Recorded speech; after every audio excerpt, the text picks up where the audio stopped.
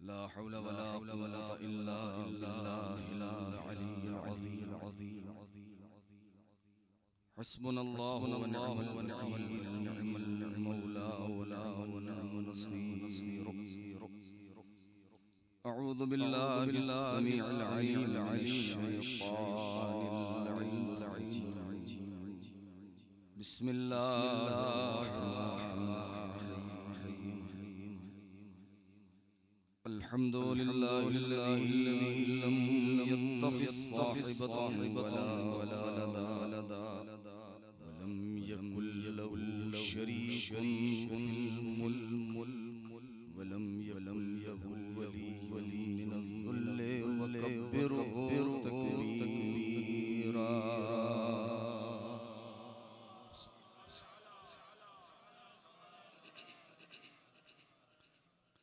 والصلاة والسلام والتحية على النبي الأمي المكي المدني القرشي الهاشمي الأبتحي سيدنا ومولانا طبيب نفوسنا قلوبنا وشفيع ذنوبنا مولانا أبي القاسم محمد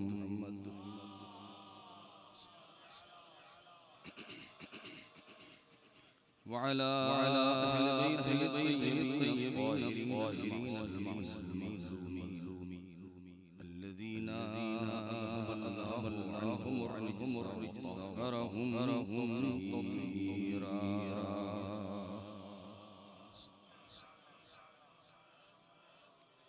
سلام على آل طه سيد الله على أعداء أجمعين من الآن يوم الدين. أما بعد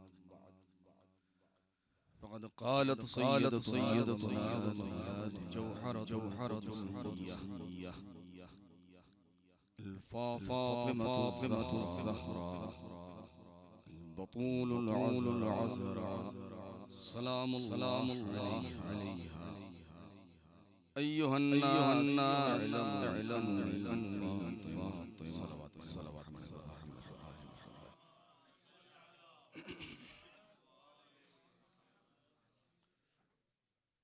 عزیزان محترم، علماء کرام اور طلاب عزیز، صدیقہ دو عالم حبیبۃ المصطفیٰ وہ نور مجسم، وہ سرور قلب پیغمبر، وہ جگر گوشہ رسول، وہ فاطمۃ البتول، ایک ایسی ہستی، ایک ایسی ذات کہ جو نہ معلوم کتنے پردوں میں مضمر ہے، کہ جس کے اوپر سے نہ کبھی پردہ ہٹا ہے نہ ہٹے گا. ابھی اس گھر کا تذکرہ فرما رہے تھے ہمارے محترم. میں بغیر کسی تمہید کے، وہ کون سا گھر کہ جس گھر کے دروازے پر نبی کریم، کون نبی کریم، وہ نبی، وہ سید المرسلین، وہ سرتاج انبیاء، کہ جس کے بارے میں خود قرآن مجید میں پروردگار عالم کا یہ ارشاد کہ ان اللہ و ملائکتہ یصلون علی النبی. یہ ذات وہ ہے کہ جس ذات کے اوپر خود پروردگار عالم اور ملائکہ صلوات بھیجتے ہیں، درود بھیجتے ہیں اور سلام بھیجتے ہیں، اور پھر حکم دیا ہمیں کہ تم بھی سلام بھیجو ان کے اوپر اور سلام کرو. وہ نبی آ کے کھڑے ہو کر کے کہتے ہیں السلام علیکم یا اہل بیت النبوہ ومعدن الرسالہ ومختلف الملائکہ ومعدن العلم وخزان العلم. یہ کون ہیں؟ اس گھر میں بسنے والی ذوات کون ہیں کہ جو اصول الکرم ہیں، جو کرم کی بنیادیں ہیں اور اس کا مرکز وہ کون سی ذات؟ صدیق دو عالم. ان کے مقامات کیا ہیں؟ 2 مجلسیں رہ گئی ہیں آج اور کل کی، میں کوشش کروں گا کہ مختصر اس حوالے سے. مقامات کیا ہیں؟ کن مقامات کے اوپر صدیقہ طاہرہ فائز ہیں؟ صاحبان عرفان، علماء، مفسرین، محدثین، ائمہ طاہرین کے شاگردوں نے جو نقل کیا ہے کہ تنہا یہی ایک ایسی ذات ہے کہ جس کے جتنے مقامات ہیں نہ انبیاء کو وہ مقامات ملے نہ ائمہ کو ملے. کیوں؟ اس لیے کہ تنہا یہ ذات وہ ذات ہے کہ ظاہراً جس کے قدم زمین پر ہیں مگر ید طولہ کوثر کے جام بھر رہا ہو. تنہا یہ ذات وہ ذات ہے کہ جو کوثر قرآن ہے. تنہا یہ ذات وہ ذات ہے کہ جس کے جو مقامات ہیں وہ ملکی مقامات اور ہیں، لاہوتی اور ہیں، ملکوتی اور ہیں. ہم ناسوت کے مشکلات میں گرفتار ملک کو نہیں سمجھ پائے تو ملکوت کو کیا سمجھیں گے؟ جب ہم ملکوت کو نہیں، ملک کو نہیں سمجھ پائے، ملکوت کو نہیں سمجھ سکتے تو پھر لاہوت کو کیا سمجھیں گے؟ جب لاہوت کو نہیں سمجھ سکے تو پھر جبروت کو کیا سمجھیں گے؟ اور یہ نور وہ نور قدسی ہے کہ جو عرش اعظم میں محدقین فی عرش اللہ کی منزل میں قرب جبروت میں رہ کے کبھی مسبحہ بنی، کبھی محللہ بنی، کہ جو کبھی مسبحہ کہلائی، کبھی محللہ کہلائی، کبھی مکبرہ کہلائی. یہ نور وہ ہے کہ جو جبین آدم میں آیا تو آدم کے آنکھوں کو نور مل گیا. یہ نور وہ ہے کہ جو صلب پیغمبر میں آیا تو پیغمبر نے افتخار کیا ہے اس بات کے اوپر، نہیں جو ناز ملک و ملکوت بن جائے وہ ہے فاطمہ. جس کے اوپر مشیت ناز کرے اسے کہتے ہیں بطول العذراء. جس کے اوپر قدرت فخر کرے اسے کہتے ہیں فاطمۃ الزہرا. جس کے اوپر عبادتوں کو افتخار ہو اسے کہتے ہیں زہرا. یہ وہ ذات ہے کہ جس کے سلسلے میں جو مسلسل آپ سنتے آئے ہیں اور پڑھتے آئے ہیں اور آپ مجھ سے بہتر جانتے ہیں کہ جو حقیقت لیلۃ القدر بن جائے، کہ جس کے اوپر سے کبھی پردہ نہ ہٹ سکے، جو وہ نور ہو کہ جو سطور کے درمیان مستور ہو، جو قاب قوسین اور ادنا کے درمیان حائل ہو، اسی نور کا نام ہے فاطمہ. بھئی اس کے آگے اور کیا قصیدہ پڑھا جا سکتا ہے؟ ان کے مقامات کیا ہیں؟ اگر مقامات کا تذکرہ کیا جائے تو کتنے مقامات ہیں. کہتے ہیں کہ لوگوں نے جتنے نام ہیں جب سارے مقامات کو خلاصہ کیا ہے تو 9 مقامات ہیں. اور انہیں ایک ایک مقامات کو جب علماء نے ذکر کیا ہے تو انسان کی عقل حیرت میں ہے. مقام مقام عصمت ہے، مقام مقام شفاعت ہے، مقام مقام سعادت ہے، مقام مقام شہادت ہے، مقام مقام حجیت ہے، مقام مقام ولایت ہے. یہ وہ مقامات ہیں کہ جس کے اوپر یہ ذات فائز ہے. ایک ایک مقام کو اگر دیکھیں اور اس کی شرح کریں، میں نے پہلے دن کی مجلس میں جو عرض کیا تھا کہ ہمارے بس کی بات نہیں ہے کہ ہم اس کے اوپر روشنی ڈال سکیں یا اس سے روشنی حاصل کر سکیں. کیوں؟ اس لیے کہ ہمارا ظرف بہت چھوٹا ہے، ہمارا وجود کی گنجائش بہت کم ہے. یہ ذات اتنی وسیع ہے کہ جس کی بلندی تک ابھی تک نہ اوصیاء پہنچ سکے، نہ اولیاء پہنچ سکے، نہ انبیاء پہنچ سکے. اس لیے کہ تنہا یہ وہ ذات ہے کہ جس کو پروردگار عالم نے مفترض الطاعہ بنایا ہے ہر ایک کے لیے، حتیٰ کہ وہ افراد کے جو حجج الہی بن کے دنیا میں آئے ہیں. صاحبان علم تشریف فرما ہے. مجھے الفاظ سے نہیں کھیلنا ہے، بس صرف چند چیزیں آپ کی بارگاہ میں عرض کرنا ہے، میں اپنی بے بذاتی اور کم علمی کا اعتراف کرتے ہوئے. میں اس ایک وہ نقطہ آسان اور سادہ سادہ گفتگو کرتا ہوں، میں کوئی مجھے دعویٰ علم نہیں ہے. 1,24,000 انبیاء، ایک سے ایک بڑھ کے صاحبان عزم، اولو العزم، صاحبان کتاب، صاحبان صحف، اور اس کے بعد پھر سید المرسلین، اور اس کے بعد پھر 12 ائمہ.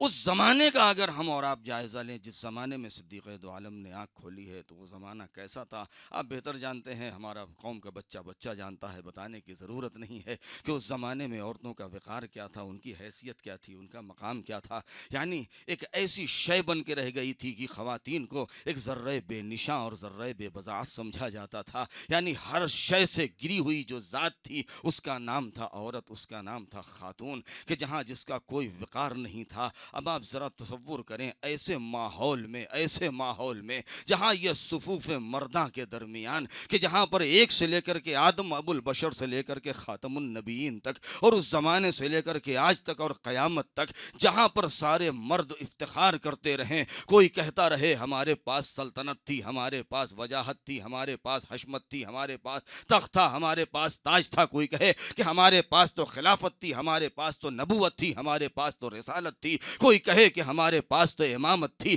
مگر اس بھیڑ کے درمیان اور ان ابو البشر اور اس کاروان بشریت کے درمیان تنہا ایک ایسی ذات ہے کہ جس کو قدرت نے نہ نبوت دیا، نہ رسالت دیا، نہ امامت دیا، کچھ نہ دیا، مگر اتنی بڑی ولایت دے دیا ہے، اتنی بڑی حجیت دے دیا ہے کہ بڑے صفوف ملائکہ بھی جس کی چوکھٹ پر سر بسجود نظر آتے ہیں، جس کے دروازے پر کشکول گدائی لیے ہوئے اولیاء و اوصیاء نظر آتے ہیں، اسی ذات کا نام ہے فاطمہ، اسی ذات کا نام ہے فاطمہ۔ یعنی کیا مطلب؟ کہنے کا مقصد یہ ہے کہ پروردگار نے کوئی منصب نہ دیتے ہوئے بھی ایک خاتون کو اس مرتبے پر رکھ دیا ہے کہ تنہا خاتون ہو کر کے قیامت تک خواتین کے لیے جو مایہ افتخار بن جائے، اسے کہتے ہیں سیدہ، اسے کہتے ہیں فاطمہ۔ کس مقام کے اوپر فائز ہیں؟ اب میں گریز کروں ذرا سا،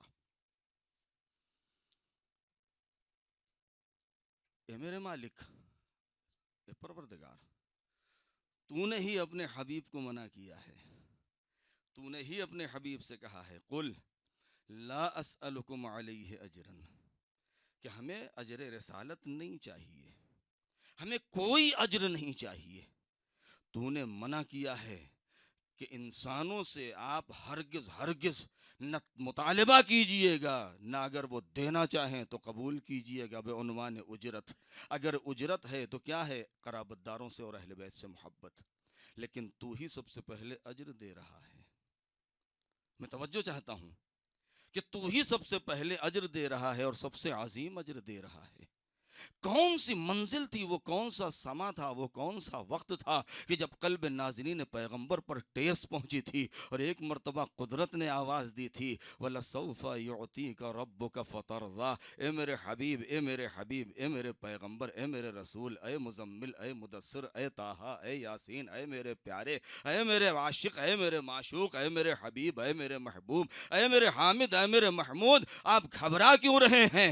آپ کو مقام رضایت چاہیے، میں آپ کو ایک ایسی چیز دینے والا ہوں کہ آپ راضی ہو جائیں گے۔ ہمیں توجہ چاہتا ہوں کہ ذرا غور فرمائیں کہ وہ کون سا مقام ہے، وہ کون سی شے ہے کہ جس میں رضایت مصطفیٰ موجود ہے۔ اور یَلَسَوْفَ يُعْطِيكَ رَبُّكَ فَتَرْضَىٰ، اب زمانہ گزرتا رہا، وہ وقت آیا کہ جب اسی چیز کا جواب قدرت نے عطا کیا ہے، اور وہ منزل آئی کہ جب ایک مرتبہ آواز دیا، وہ وقت آ گیا ہے، دامن کو پھیلائیے میرے حبیب، اِنَّا أَعْطَيْنَاكَ الْكَوْثَرَ، میں آپ کو کوثر دے رہا ہوں۔ یعنی رضایت پیغمبر اگر حاصل ہوئی ہے تو عطاء کوثر کے ذریعے سے اسی کوثر کو فاطمہ کہتے ہیں۔ صلوات پڑھیں بر محمد و آل محمد۔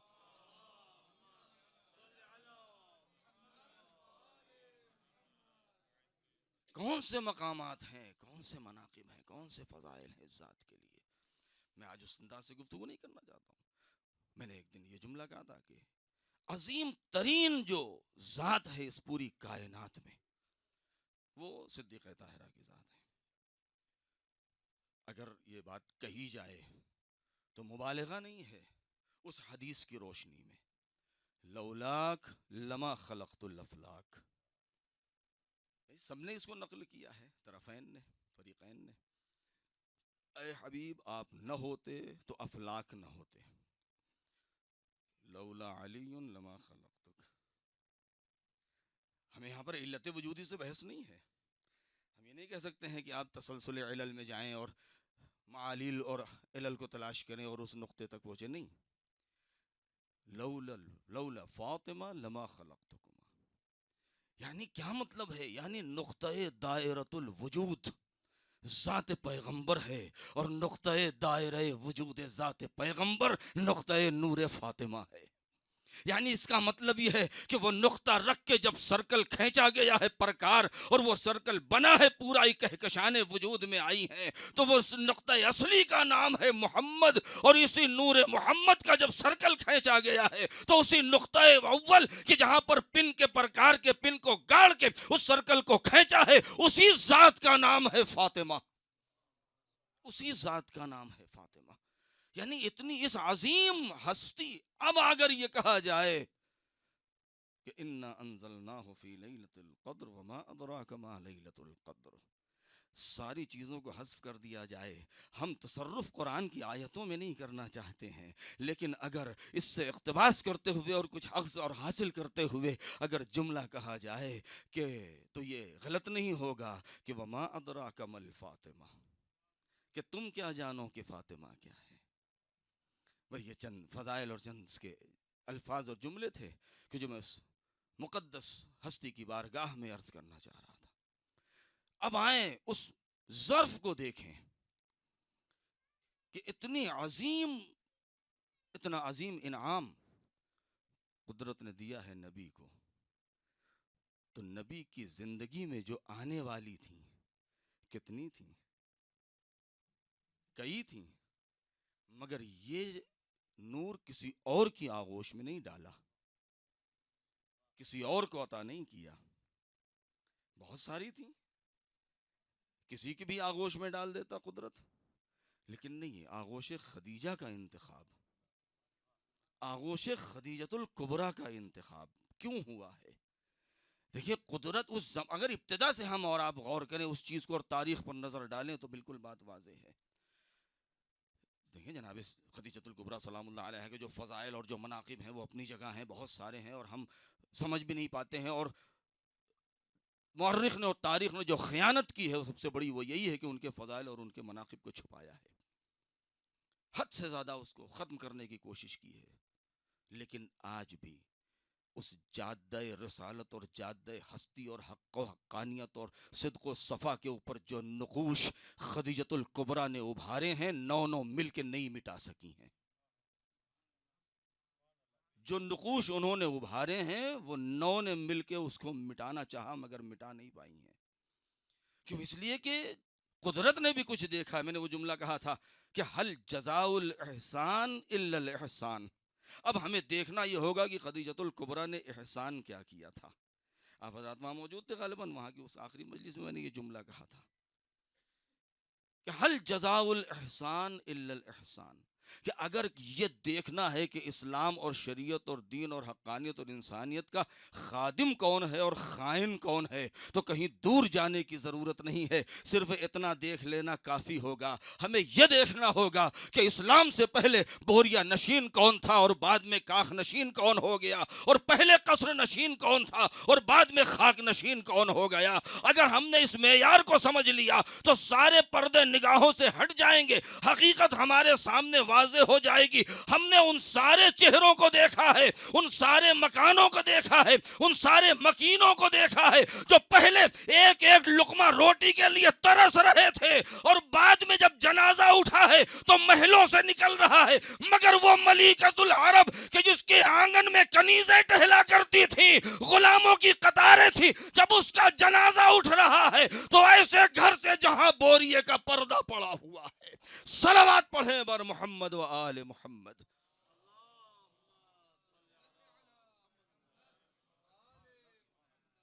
یعنی جناب خدیجہ نے اپنا سب کچھ قربان کر دیا، اپنا سب کچھ دے دیا. یہیں پر بعض لوگوں کو ذرا سا کہتے ہیں کہ نہیں تأمل کی ضرورت ہے، لیکن میں کہتا ہوں نہیں، تأمل کی ضرورت نہیں ہے. کیوں؟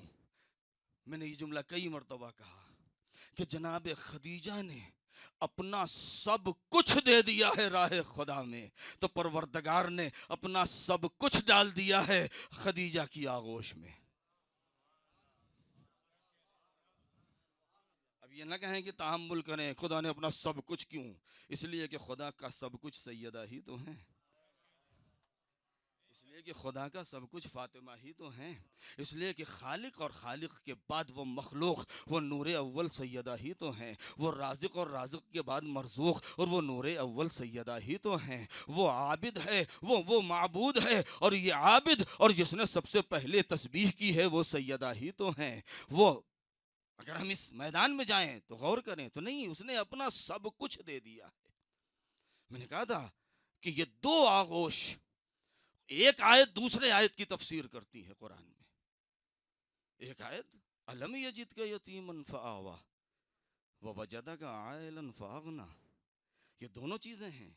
ایک طرف اے میرے پیغمبر جب آپ یتیم تھے تو اس وقت کو یاد کیجیے، آپ تو یتیم پیدا ہی ہوئے تھے، ماں بھی چلی گئی دنیا سے، 8 سال کی عمر میں دادا چلے گئے، اب 8 سال سے لے کر کے یہ 32 سال تک، سن 40 تک یہ کس نے بچایا ہے؟ سن 40 کے بعد سے لے کے ہجرت سے 3 سال پہلے تک کس نے بچایا ہے؟ یہ آپ کے سر پر سایہ کس نے کیا ہے؟ یہ آپ کو سہارا کس نے دیا ہے؟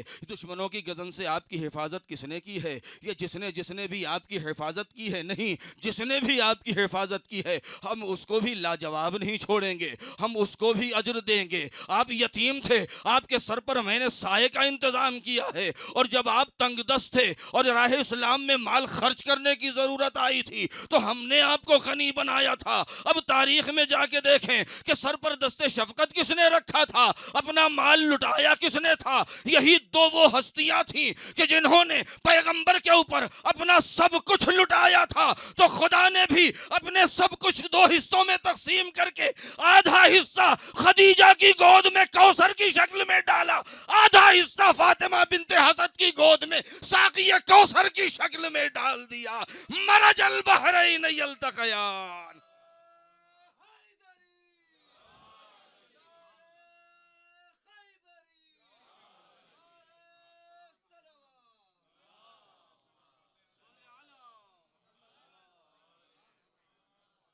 اس نے اپنا سب کچھ دو حصوں میں بانٹا۔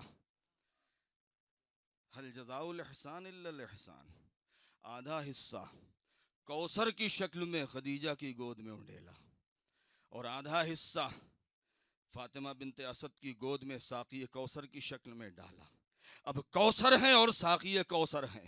اب نبی کی اس حدیث پر جائیں، لولا علی لما کفل فاطمہ، اگر علی نہ ہوتے تو فاطمہ کا کوئی کف نہ ہوتا۔ دوسری روایت کیا ہے؟ اگر علی نہ ہوتے تو آدم سے لے کر کے قیامت تک کوئی ایک ایسا نہیں تھا جو فاطمہ کی ہمسری کر سکتا۔ ایک صلوات پڑھیں بر محمد و آل محمد۔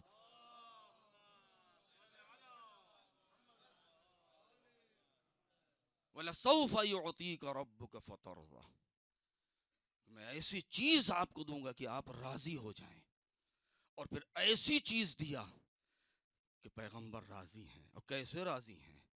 صرف پیغمبر ہی راضی نہیں، پیغمبر دنیا سے جانے کے بعد بھی اگر تم چاہتے ہو کہ قیامت تک اجر رسالت ادا کرتے رہو تو تمہیں انہی سے محبت کرنا ہے، تمہیں انہی سے الفت کرنا ہے۔ یہ ایک مقام عصمت۔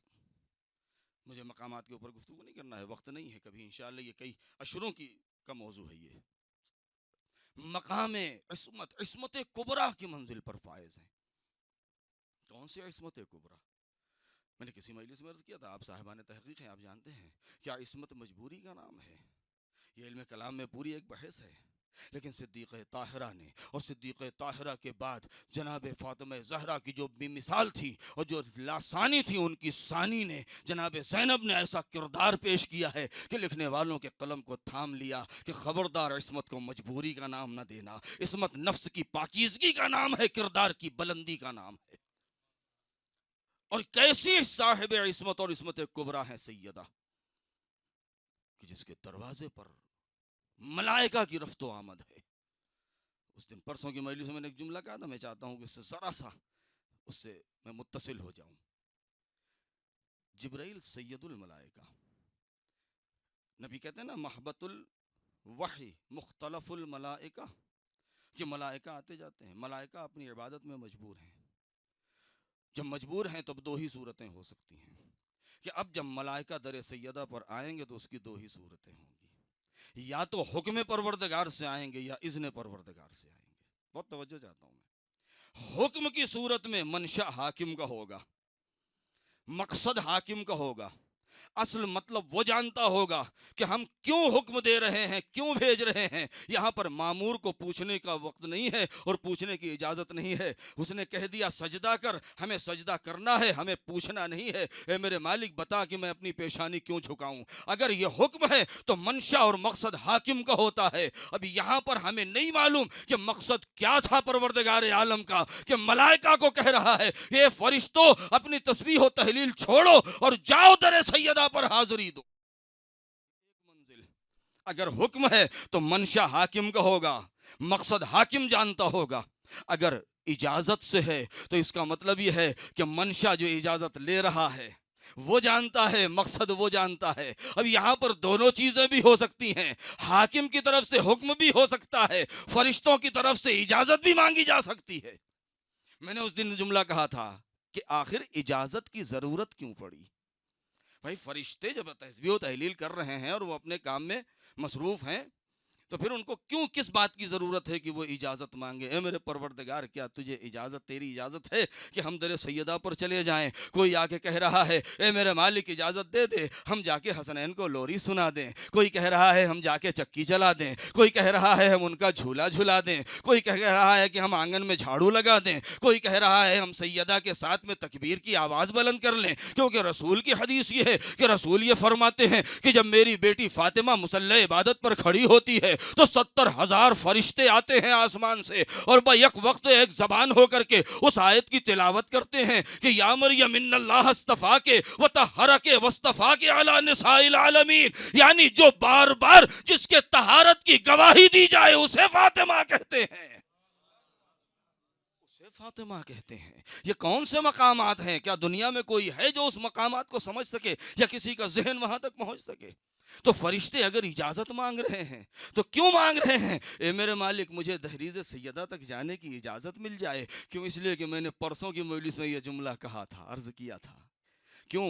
یہ راز تو اس وقت کھلا کہ جب جبرائیل ساتھ میں چلے ہیں اور چلتے چلتے ایک مرتبہ اس بام سدرۃ المنتہا پر ٹھہر گئے اور جانے کے بعد آواز دی اب ہم اس سے آگے نہیں جانتے. راز تو تب کھلا کہ جب نبی پلٹ کے آئے، تب جبرائیل کو سمجھ میں آیا، تب فرشتوں کو پتا چلا کہ نبی معراج پر گئے تھے. یہ تو آسمانوں کی بلندی کو معراج سمجھ رہے تھے، لیکن راز تو اس وقت کو کھلا کہ آسمان پر جانا معراج نہیں، فاطمہ تک جانا معراج ہے. اب فرشتے آ رہے ہیں اے پروردگار اجازت دے دے ہم دہلیز سیدہ پر جائیں تاکہ ہمیں معراج مل جائے.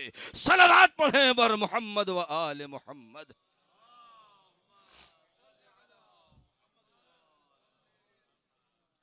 کتنی ہیں پوری زندگی نہیں، آج بھی لوگ کوشش کر رہے ہیں اس بات کی کہ ان کے مرتبے کو کہاں سے کہاں پہنچا دیا جائے. بہرحال وہ ماحول نہیں ہے، وہ وقت نہیں ہے اور وہ چیزیں کہ میں ان الفاظ کو استعمال کروں. ام المؤمنین ہم انکار نہیں کرتے، ہم بھی قبول کرتے ہیں. بھائی خدا نے کہہ دیا ہے قرآن میں، قرآن میں کہہ دیا ہے تو ہماری تو زبان بند ہے، ہم تو خاموش ہیں، ہم کہہ دیں گے. لیکن دل سے کہنا اور ہے، زبان سے کہنا اور ہے. نہیں کون نہیں، ایک صلوات پڑھے بر محمد و آل محمد. اگر کل کی مجلس آپ کے ذہن میں ہو تو میں نے کہا تھا کہ بھائی کچھ لوگ زبان سے کہہ کے مسلمان ہو جاتے ہیں، کچھ لوگ دل سے اقرار کر کے مومن ہو جاتے ہیں. تو دونوں کو اگر آپ صحیح سمجھ رہے ہیں تو پھر ہم بھی زبان سے کہہ دے رہے ہیں. لیکن ام المؤمنین بننا اور ہے، ام الائمہ بن جانا اور ہے. ائمہ کی ماں بن جانا یہ اور ہے.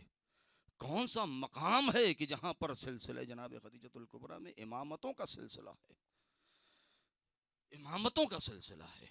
لہذا جناب صدیقہ طاہرہ کے ان مقامات کو، مقام شفاعت، تھوڑا سا اس بات کے اوپر مجھے کوئی نتیجہ نہیں دینا ہے.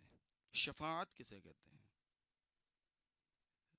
اگر دنیا میں ہم اور آپ اس کو حل کرنا چاہیں تو حل نہیں ہوگا، بالکل طے ہے. اس لیے کہ آپ کہیں گے، ہم کہیں گے انگلش میں کہیں گے سورس لگانا، کوئی کہے گا کہ نہیں ذرا سا سہارا دے دینا، پھر سفارش کر دینا، کہہ دینا ذرا سا سامنے والے کو ان کے بارے میں کچھ بتا دینا، یہ کہہ دینا یہ ہمارے ہیں. تو یہ سب کچھ آیا قانونی ہے یا غیر قانونی؟ دیکھیں سوال ہے، میں کچھ کہنا نہیں چاہتا ہوں. بھیا اگر ہمارے پاس، بہت توجہ، اگر ہمارے سارے ڈاکومنٹس ایک دم پکے ہیں اپنی جگہ پر، ہم ایک دم کوالیفائڈ ہیں، انٹرویو میں بھی پاس ہیں، سب کچھ ہے، لیکن اس کے باوجود بھی ہمارا کام نہیں ہو رہا ہے، اور ہم نے اور آپ میں ہر ایک نے کسی نہ کسی موقع پر یہاں پر ہم پھنسے ضرور ہیں، یہ بات طے ہے اور سب کو تجربہ ہے اس چیز کا. تو پھر جب ہمارا کام نہیں بڑھ رہا ہے اور قانونی کوئی مشکل ہماری نہیں ہے، تو پھر ہم تلاش کرتے ہیں کہ کہیں سے ہمیں سہارا مل جائے. چلیے ٹھیک ہے بھائی، سہارا مل گیا، بھائی میں کہوں گا اے میرے پروردگار، بہت توجہ چاہتا ہوں میں، شاید میں ادا نہ کر پاؤں. اگر ہم عبادتوں کے اعتبار سے بالکل ہماری کوئی عبادت نہیں چھوٹی، بہت توجہ، ایمان کے ایک دم آخری درجے پر ہیں، اسلام کے بھی آخری منزل کے اوپر ہیں، سب کچھ مکمل ہے، تو پھر تو جنت ہمارا حق ہے، تو پھر تو شفاعت کی ضرورت کیوں ہے؟ یہ سوال ہے، بہت لمبی گفتگو ہے اس کے اوپر، لیکن اس کے باوجود بھی کہتے ہیں نہیں، ابھی بھی ہمیں شفاعت کی ضرورت ہے. کیوں؟ اس لیے کہ دیکھیں ایک شفاعت کبریٰ ہے، ایک شفاعت صغریٰ ہے، یہ ساری چیزیں بیان کی گئی ہیں، اور پھر اس کے بعد ہمیں شفاعت کی ضرورت اس لیے ہے تاکہ ہمارے مدارج بڑھ جائیں، ہمارے مقامات بڑھ جائیں بہشت میں. لیکن ایک منزل وہ ہے کہ جہاں پر ہم گناہ گار ہیں، بہت توجہ، جہاں ہم گناہ گار ہیں، جہاں ہمارے دستاویز کمپلیٹ نہیں ہیں، ڈاکومنٹس انکمپلیٹ ہیں، اس کے اندر نمبر کم ہے، ہماری مارک شیٹ ہم فیل کے قابل ہیں، ہر اعتبار سے ہم گناہ گار ہیں، ہر اعتبار سے. اب اس کے بعد ہم در جنت پر جانا چاہتے ہیں، تو قانونی اعتبار سے تو جنت ہمارا حق ہے ہی نہیں. بہت توجہ. اب یہاں دنیا کی مثال لے لیجئے، اب اگر ہم کسی دفتر میں جائیں اور کوئی صاحب فون کر دیں اور کہہ دیں کہ یہ میرا آدمی ہے اور ہمارا کام ہو جائے، تو آیا اعتراض وارد ہے یا نہیں کہ بھائی جب یہ ان کے اندر شرائط نہیں تھی تو پھر ان کو کیوں پاس کر دیا گیا، پھر ان کا کام کیوں ہو گیا؟ لیکن کہتے ہیں نہیں، یہ بھی شفاعت کی ایک قسم ہے. تو اب ایسے موقع پر آیا دیکھیں کہ یہ ذات جو مقام شفاعت کے اوپر فائز ہے، تو یہ کون سی شفاعت ہے؟ کیا معاذ اللہ ان کے ایک کہہ دینے سے جو گناہ گار ہیں وہ اپنے گناہوں کے ساتھ جنت میں چلے جائیں گے؟ یہ تو خلاف عدالت الہی ہے. کیونکہ بہت سے دوسرے ہوں گے جو کہیں گے میرے مالک ہمارے تو گناہ کم ہے اور ہمارا کوئی پرسان حال نہیں ہے، تو ہمیں جہنم میں ڈالا جا رہا ہے، اور ان کو آ کے ایک خاتون نے کہہ دیا تو ان کو جنت میں ڈالا جا رہا ہے. نہیں، یہی وہ چیز ہے، اصل نقطہ ہے کہ آج تک ہم نے اور آپ نے کبھی بھی، یعنی اصل ہم نے شفاعت کو سمجھا ہی نہیں ہے کہ شفاعت کس مقام کا نام ہے. شفاعت گناہ کے ساتھ میں جنت میں جانے کا نام نہیں ہے. یہی تو وہ ذوات ہیں کہ جن ذوات کے اندر اتنی صلاحیت اور اتنی طاقت پائی جاتی ہے کہ اگر ان سے کوئی انسان وابستہ ہو جائے تو اس کے گناہ اس طریقے سے ختم ہو جاتے ہیں جیسے آگ لکڑی کو کھا جاتی ہے.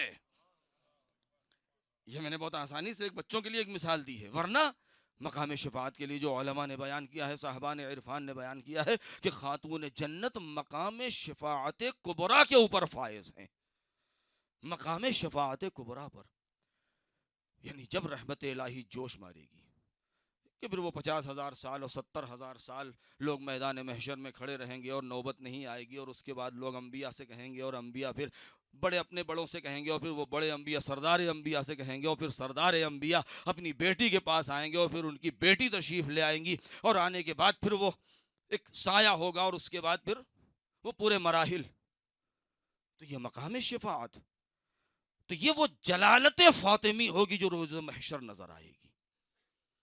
میں اپنی بات کو سمیٹ دوں، مقام شفاعت بہت عظیم مقام ہے، مقام کرامت، مقام سعادت، کہ یہ خود سعادت محض کا نام ہے فاطمہ، اور دوسرے وہاں جاتے ہیں تاکہ وہاں سے سعادت اور برکت حاصل کریں. یہ ہے مقام ولایت. یہ میں نے عرض کیا، تفصیلات میں جانا نہیں ہے کیونکہ میں نے آج اس لیے ذرا سا تاکہ کل کی جو مجلس ہے اس کو نتیجے کے طور پر میں آپ کی خدمت میں کچھ عرض کر سکوں. مقام صداقت، کہ وہ صدیقہ کبریٰ، وہ صدیقہ کبریٰ، اور اسی سے مجھے متصل ہونا ہے کل کی مجلس میں. کیسی صدیقہ کہ جن کی صداقت کی گواہی مقام طہارت کے اوپر فائز ہیں، کہ جن کے طہارت، جن کے صداقت کی گواہی قرآن مجید دے رہا ہے. ایسی صداقت کی گواہی جس کی صداقت کی قرآن مجید دے رہا ہے۔ اب آپ ذرا سوچیں کہ اگر اس ذات کو کوئی جھٹلائے، اگر اس ذات کی بات کوئی نہ مانے، میں نے یہ جملہ اس لیے کہا کہ میں ایک بات عرض کروں کہ جو کل کی مجلس اگر آپ کے ذہن میں ہے کہ اصل مسئلہ میراث کا نہیں ہے۔ یاد ہے میں نے کل جملہ کہا تھا کہ جو لوگ بحث کرتے ہیں کہ میراث، تو وہ حدیث جو جعلی پیش کرتے ہیں کہ نحن معاشر الانبیاء لا نورث ولا نوارث، کہ ہم یہ میراث نہ کسی کو وارث بناتے ہیں نہ وارث بنتے ہیں، تو یہاں تو فدق کے معاملے میں تو وراثت کا مسئلہ ہی نہیں تھا۔ کیوں؟ اس لیے کہ ثابت شدہ بات یہ ہے کہ پیغمبر اپنی حیات میں فاطمہ کو دے کر کے گئے تھے۔ جب دے کر کے گئے ہیں تو وہ ان کے حیات میں جب ان کی ملکیت بن گئی ہے، تو اب باپ کی وفات کے بعد اصلاً وہ ترکہ ہے ہی نہیں۔ جب وہ ترکہ ہے ہی نہیں تو میراث کا کوئی بحث ہی نہیں آ رہی ہے۔ بھائی ان کے جامع پیغمبر، انگشتر پیغمبر، عصائے پیغمبر، عمامہ پیغمبر کا، یہ بستر پیغمبر کا، ٹھیک ہے یہ ہے ترکہ، لیکن خود فدق کا جو معاملہ ہے وہ ترکہ ہی نہیں ہے۔ لہذا یہ پہلی بات تو یہ جو روایت گڑھی گئی، یہ روایت ہی شاہد نہیں بن سکتی ہے، کیونکہ اصلاً خارج ہے موضوع سے۔ تو ایک تو یہ منزل، اگر اس مسئلے کو چھوڑ دیں تو خود صدیقہ طاہرہ، بس یہیں سے مجھے مصائب سے قریب ہونا ہے، خود فاطمہ زہرا سلام اللہ علیہ۔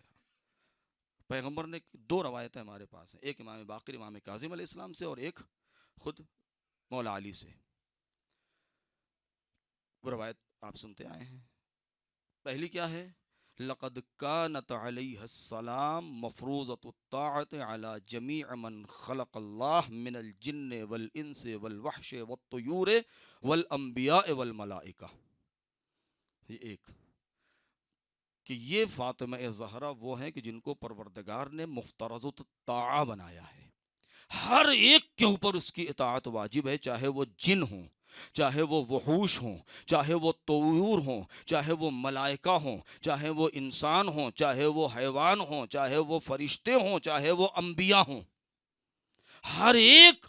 اب اس کا مطلب کیا ہے؟ اگر صدیقہ طاہرہ نے کوئی بات کہہ دی ہے تو اس پر عمل ہونا ضروری ہے، ایک۔ دوسری روایت، یا علی انفذ ما امرتک بہ فاطمہ، اے علی اگر فاطمہ تمہیں کسی بات کا حکم دے تو فوراً عمل کرنا، اس کو نافذ کرنا۔ فإنی امرتها باشیاء امرنی بها جبرائیل من جانب اللہ۔ کیوں؟ اس لیے کہ میں نے فاطمہ کو انہی چیزوں کا حکم دیا ہے کہ جس کا حکم مجھے خدا کی طرف سے جبرائیل نے دیا ہے۔ اگر یہ بات ہم نے مان لی ہے تو اب آئیں اس مسئلے میں کہ اگر فاطمہ کا حق نہیں بھی تھا اور ایک مرتبہ بی بی نے کہا کہ یہ مجھے چاہیے، تو ولایت کبریٰ رکھتے ہوئے امت کے اوپر واجب تھا کہ وہ فوراً فاطمہ کو عطا کر دے۔ اب اگر فاطمہ کے مانگنے کے باوجود چاہے حاکم نے، چاہے انصار نے، چاہے مہاجرین میں سے کسی نے اگر انکار کیا ہے اور ابا کیا ہے، تو اس کا مطلب یہ ہے کہ اس نے حکم پروردگار کی مخالفت کی ہے، مفترضۃ الطاعہ کے حکم کی مخالفت ہوئی ہے۔ جب مخالفت کی ہے تو اس کا مطلب یہ ہے کہ اس نے تجاہر بالفسق کیا ہے۔ جب متجاہر بالفسق ہے تو ایک فاسق انسان مسند رسالت پر کیسے بیٹھ سکتا ہے؟ صلوات پڑھیں بر محمد و آل محمد۔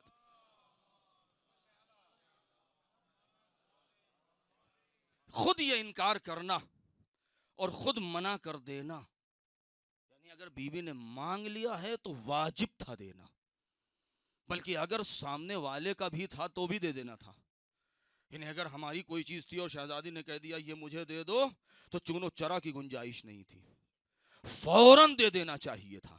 کیوں؟ اس لیے کہ ولی خدا مانگ رہی تھی، حجت الہی سوال کر رہی تھی۔ یہاں پر خود گواہ طلب کر لینا، ثبوت مانگ لینا، یہ سب اسی فسق کے اس میں آتا ہے کہ ایک صاحب عصمت کبریٰ سے، ایک صدیقہ سے ایک کذاب یہ کہے، سوچئے، ایک صدیقہ سے ایک کذاب یہ کہے، ایک سب سے بڑی سچی سے سب سے بڑا جھوٹا کہے، اب اس سے بڑھ کے ستم اور کیا ہوگا؟ اب اس سے بڑھ کے اور کوئی ستم نہیں ہو سکتا کہ جو سب سے بڑی سچی ہے، کہ جس کا احترام نبی کیا کرتے تھے، نہیں میں صاحب کے میں ابھی نہیں پڑھ رہا ہوں، لیکن کچھ حالات معاف کیجیے گا ذرا خشک موضوع، لیکن میں نے کوشش کی تھی تاکہ میں کل کی جو مجلس رہے اس میں ایک جو نتیجہ میں آپ کے حوالے کرنا چاہتا ہوں. فرشتے آ رہے ہیں جا رہے ہیں در سیدہ پر. غور کبھی دیکھیں، غور کرنے کا مقام ہے. ایسے افراد ہمارے درمیان موجود ہیں، قبلہ موجود ہے، تفسیر کے اوپر نظر ہے، قرآن کی تعلیم دیا کرتے ہیں. وَيُطْعِمُونَ الطَّعَامَ عَلَى حُبِّهِ مِسْكِينًا وَيَتِيمًا وَأَسِيرًا. بعد میں پتہ چلا کہ یہ آسمان کے فرشتے آ رہے ہیں، اپنے کو اسیر کہہ رہے ہیں، اپنے کو مسکین کہہ رہے ہیں، اپنے کو یتیم کہہ رہے ہیں. اے میرے مالک، ہمارے تو سمجھ ہی میں نہیں آتا ہے کہ یہ تو ممکن ہی نہیں ہے ہمارے اعتبار سے، اس لیے کہ فرشتے جب ان کا کوئی باپ نہیں ہوتا تو وہ یتیم کیسے ہو گئے؟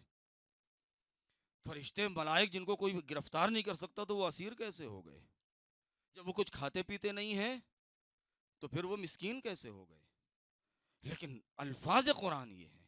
اس کا مطلب یہ ہے کہ اس چوکھٹ پر آنے کے لیے بہانا چاہیے. تو فرشتوں کو بھی پیکر بشری میں آ کے اپنے کو کبھی یتیم کہنا پڑا، کبھی اسیر کہنا پڑا، کبھی مسکین کہنا پڑا. یعنی آپ دیکھیں کہ اس دروازے پر آنے کے لیے اپنے کو یتیم کہنا پڑا، اپنے کو اسیر کہنا پڑا. غور فرمایا. مبارکہ ایک لقب ہے. میں مصاحب سے نزدیک ہو رہا ہوں. کیا مطلب ہے؟ کہ جو جس کے ہاں حد سے زیادہ برکت ہو. کیسی برکت؟ ہم نے اور آپ نے ہمیشہ پڑھا کہ فاقد الشے معطی شے نہیں ہو سکتی. کنفرم ہے. ہمارے جیب میں 10 روپے نہیں ہے تو ہم آپ کو 10 روپے نہیں دے سکتے. ہمارے جیب میں 1000 تومان نہیں ہے، ہم آپ کو 1000 تومان نہیں دے سکتے. لیکن کمال کی بات یہ ہے کہ ایک طرف ہم یہ دیکھ رہے ہیں کہ بچے ہیں جو بھوکے ہیں، بچے ہیں اسی گھر میں بھوکے ہیں، اور اسی گھر سے ہم یہ دیکھ رہے ہیں کہ سارے یتیموں مسکینوں کو کھلایا بھی جا رہا ہے. ایک طرف یہ کہا جا رہا ہے کہ گھر میں کچھ نہیں ہے، اور دوسری طرف یہ ہے کہ سائل ہاتھ پھیلا رہا ہے تو اس کا خالی ہاتھ واپس بھی نہیں لوٹایا جا رہا ہے. یہ وہ کرامتیں ہیں، یہ وہ اعجاز ہیں جو کسی اور دروازے پر نہیں ملیں گی. یہی وہ دروازہ ہے. نہیں معلوم مجھے مناسبت ہے نہیں کہ میں جملہ کہوں کہ جب کوئی سائل آتا تھا، چاہے وہ مکہ ہو یا مدینہ ہو، ہجرت سے پہلے یا ہجرت کے بعد، تاریخ کا مطالعہ کریں تو پتہ چلتا ہے کہ سارے دروازوں کو بڑے بڑے سیٹھ اور نواب اور بزنس مین اور بڑے بڑے سب کے پھاٹک اور دروازوں کو چھوڑتا ہوا انسان سیدھے در خدیجہ پر یا در سیدہ پر کیوں آتا تھا؟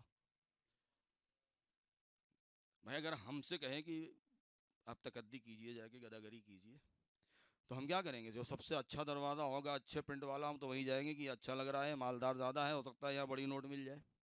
لیکن نہیں، ساحل جب آ رہا تھا تو اچھے اچھے حویلیوں کو چھوڑ کر کے در سیدہ پر کیوں آ کے کھڑا ہوتا تھا اور مانگتا تھا؟ اس کا مطلب یہ ہے کہ یہ کوئی پہلی بار لوگ نہیں آ رہے تھے. اس کا مطلب یہ ہے کہ مانگ کے کھانے میں لوگوں کی نسلیں گزر چکی تھیں. غور فرمایا. لوگوں کی نسلیں باپ دادا سے مانگ کے کھاتے آ رہے تھے. ان کو پتا تھا کہ کہاں کیا ملتا ہے. بڑی حویلیوں پر ہو سکتا ہے کچھ نہ بھی ملے اور عزت بھی چلی جائے. یہاں وہ ہے جگہ ہے جہاں عزت بھی ملے گی اور بھیک بھی ملے گی. یہی وجہ ہے کہ سارے سائل اسی دروازے پر آ رہے ہیں. اب آپ ذرا سوچیں، کیا کوئی ایسا تھا کہ جس کے اوپر ان کا احسان نہ رہا ہو؟ کیا کوئی ایسا تھا جن کے اوپر ان کا احسان نہ رہا ہو؟ ہر ایک کے اوپر تو انہوں نے احسان کیا ہوا تھا. لیکن اب احسان کا بدلہ کیسے چکایا؟ اللہ اکبر. بہت سخت ہے، بہت سخت ہے. لفظ سخت بھی استعمال کرنا سخت ہے، اس لیے کہ جو ان کے مقامات ہیں اسی دروازے پر لوگ آگ اور لکڑیاں لے کر کے موجود ہیں.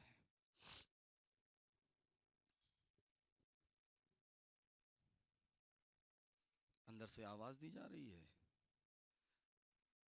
باہر بھی لوگوں نے کہا معاسات الزہرا یا ظلامت الزہرا یا جو اس طریقے کی جو کتابیں ہیں کہ جس کو تحقیق شدہ ہیں، اس کے اندر جو لکھا گیا ہے وہ کیا ہے کہ اندر سے آواز یہ آئی کہ اس گھر میں کو جلاؤ گے جہاں چھوٹے چھوٹے بچے حسن و حسین ہیں. باہر جو بھیڑ تھی شریروں کی، اس میں کچھ تماشبین بھی تھے. انہوں نے کیا تم لوگ اس گھر کو جلاؤ گے جس میں فاطمہ ہیں؟ جواب کیا آیا؟ ایک ہی لفظ میں دونوں اندر دونوں کو بھی جواب دیا وَإِن کوئی بھی ہو. اب آپ ذرا تصور یعنی ایسا ظلم ٹھہر جائیں فضائل کے الفاظ نہیں ہے لیکن ضروری ہے بات. دو چیزیں یہ ایک ایسی زنجیر ہے جس کا پہلا حصہ قید و عالم ہے اور اس کی آخری کڑی زینب کبریٰ بیردا کوفہ اور شام. یہ ایک زنجیر ہے جس کی پہلی کڑی جلتا ہوا دروازہ اور آخری کڑی جلتا ہوا خیمہ. اب ان دونوں میں کیا ربط؟ جب سقیفہ میں سب نے بیعت اور ڈر کے دھمکانے کی وجہ سے کسی بھی اعتبار سے لالچ میں آگے جیسے جب سارے اہل یسرف اور سارے اہل بطحان اور سارے حجاز کے لوگ اور اس کے بعد یہ ہوا کہ بھئی ان کی حکومت قائم ہو چکی ہے اور وہ بیٹھ گئے. تو اب وہ نو کی جو تذکرہ مختلف الگ ملتا ہے جس میں جناب سلمان ہے، جناب ذر ہے، جناب مقداد ہے، عبداللہ ابن عباس ہے اور مولا علی ان کے گھر میں یا خود ان کو چھوڑیے صرف ذات امیر المؤمنین. تو جب سب نے بیعت تو اگر ایک علی بیعت نہیں کرتے ہیں تو کیا ایک علی کی بیعت اتنی ضروری ہے کہ اس بیعت کو لینے کے لیے فاطمہ کا گھر جلا دیا؟ آپ کا ملک کی حکومت تو ایک آدمی اگر بیعت نہیں کر رہا ہے تو نہ کرنے آپ کا کیا بگڑ ادھر آئی دیکھیں لوگوں کو برا اور اعتراض کرتے ہیں کہ آپ نے نہیں ادھر یزید نے بیعت یزید کی حکومت اسی حکومت. تو اگر سارے اہل شام اور اہل مدینہ اور اہل مکہ اور سب نے بیعت کر لی، اہل کوفہ اہل بصرہ نے، تو اگر ایک امام حسین نے بیعت نہیں کی تھی تو کیا ضروری تھا کہ اس ایک انسان کی بیعت کے لیے اس کو 3 دن کا بھوکا پیاسا شہید کر کے خیموں کو جلا دیا؟ اگر سیاسی اعتبار سے کیا ضروری تھا کہ یہاں امیر المؤمنین سے بیعت لی جائے چاہے ان کی ناموسی حرمتی کی؟ کیا ضروری تھا کہ امام حسین سے بیعت لی جائے چاہے ان کے خیام کو جلا کے ان کے سر کو نوکے؟ بھئی اگر یہ دونوں اپنے زمانے میں بیعت نہ کرتے تو کیا بگڑ جا رہا؟ بحث ساری اصل اور اصل بحث یہی ہے کہ یہاں مدینے کا عالم یہ تھا کہ چونکہ سب نے دیکھا تھا غدیر میں 1.25 لاکھ کے مجمع میں رسول نے اعلان کیا تھا سب نے علی نہیں بات یہ تھی کہ پوری دنیا بھی اگر بیعت کر لے اور علی بیعت کرے تو حکومت قانونی نہیں، قیامت تک اسے ناجائز پوری دنیا بھی اگر حکومت کر لے اور حسین بیعت کرے تو یہ حکومت ناجائز. کیوں؟ اس لیے کہ پوری دنیا ایک طرف پوری دنیا کی یہی وہ منزل تھی کہ جہاں پر صدیقہ طاہرہ نے اسی ولایت حق اور ولایت کیسا ظلم مسلسل آپ مجالس سن رہے ہیں، دن میں کئی مرتبہ مجالس میں آپ شرکت کر رہے ہیں، لیکن نہیں معلوم اس مسائل میں کتنا درد ہے کہ ادھر فاطمہ کا نام دروازے سے جڑا ادھر اپنے بچپنے میں یہ مناظر نہیں دیکھے تھے کہ اس طریقے سے دروازہ سجایا جاتا اس طریقے کی لال کوئی روشنی ہو جس سے یہ اندازہ ہو کہ اس کے اندر آگ ہے اور ایک نے مار. لیکن جب ایران آئے اور کئی سال 32 سال پہلے جب پہلی مرتبہ یہ نظر پڑی تھی تو ایسا لگ رہا تھا کہ چکرا کے گر جائے کیونکہ کبھی یہ منظر دیکھا اسی لیے کہتے ہیں تجسمی انداز پیش کی جاتی. جب پوری زندگی امام حسین نے زینب ام کلثوم نے کسی کے گھر کو جلنے کی خبر سنی ہوگی تو فوراً اپنا دروازہ یاد آیا ہوگا۔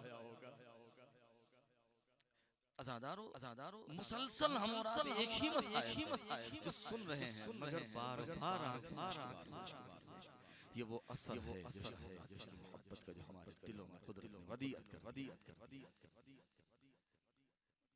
صدیقہ طاہرہ دربار میں سوال کیا وہاں سے جواب ملا، وہاں سے چلی۔ میں نے بہت تلاش کیا، مجھے معاف کیجیے گا، مجھ سے بعد میں حوالہ نہ مانگیے گا، میں کسی اور کا یہی کوچہ ہے بنی ہاشم اور یہ نمائش لگتی ہے۔ میں یہیں گیا تھا، مجھے ان سے ملاقات کئی مرتبہ کسی کا حوالہ مجھے لیکن چونکہ وہ صاحب تھے نہیں زیادہ، مل نہیں سکا، اور میں نے تلاش کیا مجھے کسی کو مل جائے تو مجھے بتا دیجیے گا۔ اشعار میں وہ کیا کہ عجیب فقرہ ہے کہ جب سیدہ وہاں سے نکل کے چلی ہیں، مجھے نہیں معلوم، میں نے کئی سال پہلے مرتبہ پڑھا تھا، لوگوں نے مجھ سے حوالہ مانگ لیا تھا، میں حوالہ نہیں دے، تو اسی لیے کہہ رہا ہوں دوسرے کا۔ اور وہاں ایک عالم دین تھے جو مسلسل اسی چیز کی تقریر کر رہے تھے ہر روز دن میں اور رات میں، جب لوگ وہاں جاتے تھے جانے کے لیے، یہاں میدان معلم پہ جو ہے، اور وہ اس کو پڑھ رہے تھے، مجھ سے رہتی، تو وہ یہ بیان کر رہے تھے کہ جب صدیقہ دو عالم اس کے والد فدق کے لیے دربار میں گئی ہیں یا مسجد میں یا جہاں بھی، اور ایک مرتبہ کہا کہ کیا تم وہ حدیث بھول گئے اور فلاں اور اس کے بعد وہ رقعہ دے دیا، اور وہ رقعہ لے کر کے اور امام حسن کی انگلی پکڑ کے لبوں پر مسکراہٹ اور اطمینان قلب کے ساتھ جب واپس چلی ہیں، ابھی یہ واقعہ نہیں ہوا ہے، بعض لوگ کہتے ہیں یہ واقعہ ہو چکا ہے، مگر شہزادی کو یہ اطمینان ہوا کہ ہاں مجھے میرا حق مل گیا ہے، اور چلی ہیں، اور جب راستے میں وہ شخص ملا ہے، اے عزاداروں میں کیا بتاؤں، میں اس کو واقعے کو پڑھ نہیں پاتا ہوں، بس چونکہ دوسرے کا ایک قول انہوں نے پڑھا ہے، مجھے نہیں معلوم کہاں تک اس میں صحت ہے، لیکن ہاں جملہ بڑا عجیب ہے، وہ کہتے ہیں پڑھتے کہتے ہیں کہ یہ امام حسن ہے، دروغ یا صدق راوی کی، وہ کہتے ہیں کہ امام حسن کا یہ بیان ہے کہ جب میں اپنی ماں کے ساتھ چلا تھا اور اس منزل پر پہنچا تو میں نے کیا دیکھا کہ وہ شخص سامنے سے چلا آ رہا ہے جس کے چہرے پر خشونت کے آثار ہیں، اور ایک مرتبہ میری ماں کا نام سر میدان لے کر کے اس نے کہا ہے فاطمہ کیا ماجرا ہے، کہاں سے آ رہی ہو، اور جب میری ماں نے وہ دکھایا ہے تو اس لعین اور اس کمبخت نے جب اس کو پھاڑ کے پھینکا ہے زمین پر، تو میری ماں نے جب جھک کے چاہا تھا کہ ان ٹکڑوں کو اٹھائے تو اس نے ایک ایسی بے ادبی کی ہے، ابھی میری ماں کھڑی سن سکے کہ مجھے نہیں معلوم کہاں تک سچائی ہے، لیکن یہ تقریر میں نے کئی مرتبہ سنی ہے کہ جب وہ کہتے ہیں کہ امام حسن فرماتے ہیں کہ میں چھوٹا تھا، میں بچہ تھا، میری ماں کھڑی ہوئی، اس شخص نے میں نے دیکھا کہ ہوا میں اس کا ہاتھ نہ ہلایا، مجھے ڈر لگا کہ کہیں میری ماں کو نہ لگ جائے، میں پنجوں پر کھڑا ہو گیا، مگر اس کا سر، اس کا ہاتھ میرے سر کے اوپر رد ہوا، اب جو میں نے دیکھا تو کیا دیکھا، میری ماں کا گوشوارہ زمین۔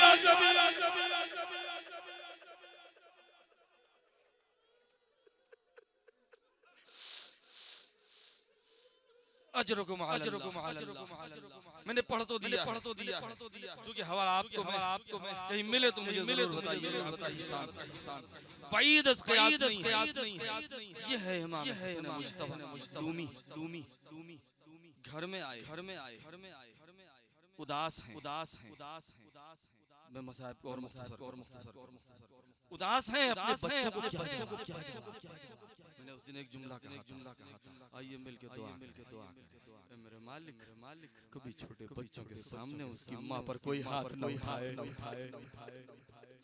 اس لیے کہ کلیجے میں ایک گرہ لگ جاتی ہے، ایک گانٹھ بن جاتی ہے، کیوں اس لیے کہ معصومیت میں بچے کبھی بچے پاتے ہیں نہیں کہ مادر گرامی آپ کی خطا کیا تھی، ہائے عجب نہیں چھوٹے بچے انہوں نے پوچھ لیا ہو تو بی بی نے کیا جواب دیا ہوگا، مگر ہاں ہائے وہ منظر قیامت کا کہ جب شہزادی کا دروازہ چل رہا تھا، ہائے بی بی در و دیوار کے درمیان تھی، ارے ان کی دلوں میں گھلی ہوئی وہ آواز، اے فضہ جلدی دوڑو میرا محسن مارا گیا. ارے فضہ دوڑ کے آئی شہزادی کو ارے اس دروازے کے نیچے سے نکالا.